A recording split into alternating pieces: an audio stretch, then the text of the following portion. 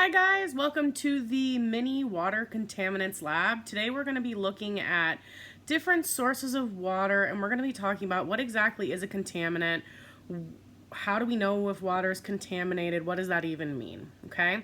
So the very first thing that we're going to talk about is what is a contaminant, okay? So I want you guys to real quick tell me what you know about what a contaminant is. Okay. So a contaminant is anything that is in water that is potentially harmful to your health or is not really good for you to drink, okay? Not all contaminants are going to immediately kill you, and not all contaminants are going to give you cancer in like 5 years, okay? But contaminants are something that we don't necessarily want to have in our water, all right? So my next question is, what do we mean when we say something is pure? Okay, so when we talk about something being pure, what does that mean? All right, so when we think about pure, what we should be thinking about is we should be thinking that substances that are made of one specific thing are pure, right? That's what we talk about. That's how we think about the word pure. And then the last thing that we're going to talk about is specifically what is an impurity. Now, if you notice, impurity has the word pure in it, and im means not. So just based on breaking down that word, we know that impurity means not pure or made up of more than one thing. So impure usually has a bad connotation. Technically, cake batter would be impure because it's made of more than one thing, right? So there are some things in our life that we love that are impure, but in the case of water, we don't really want any impurities. We want it to be pure, 100% H2O. 2 hydrogens, 1 oxygen, all right?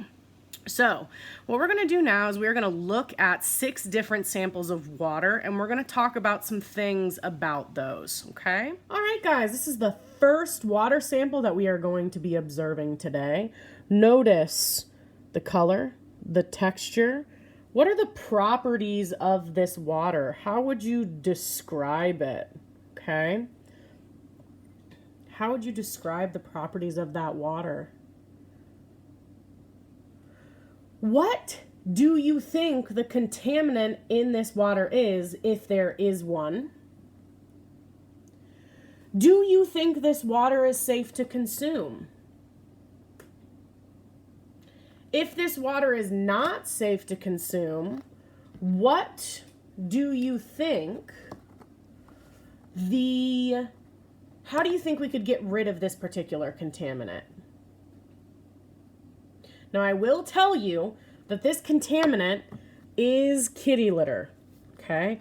I do not think that any of us would wish to drink that. So that is what our first contaminant actually is. Now, not all of the water samples that we are going to look at today actually are contaminants. Okay, so now we've come to our second water contaminant.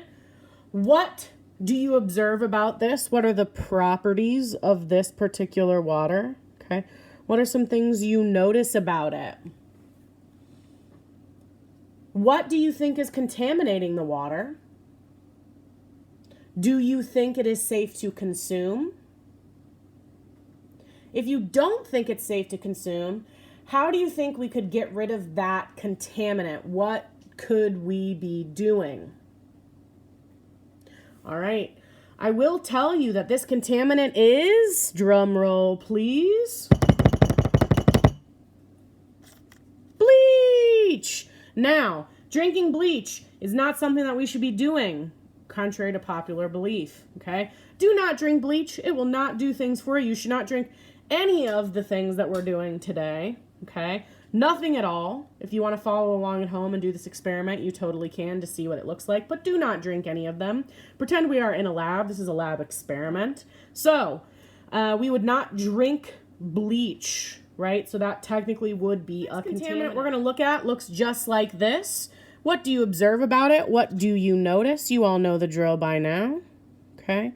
What are the things that you notice about this particular sample of water, sample C? What do you think it is? Do you think it's safe to consume? How do you think we could get rid of the contaminant that is in this water? All right. And the contaminant that this is Plain old sugar. I know that I can't really see any sugar in there.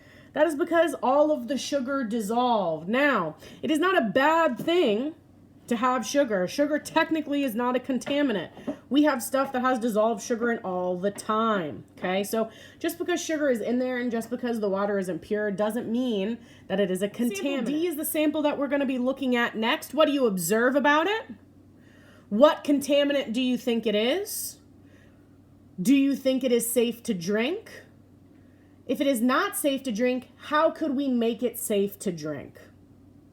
And this contaminant is dirt. You probably guessed it. It looks just like dirt. This is just some potting soil, okay? We would not want to eat dirt. It does have some minerals in it, but is not overall beneficial to our health. And we have come up to our last contaminant sample, okay? So, what do you think this is? What do you think the contaminant that is inside of the water, right?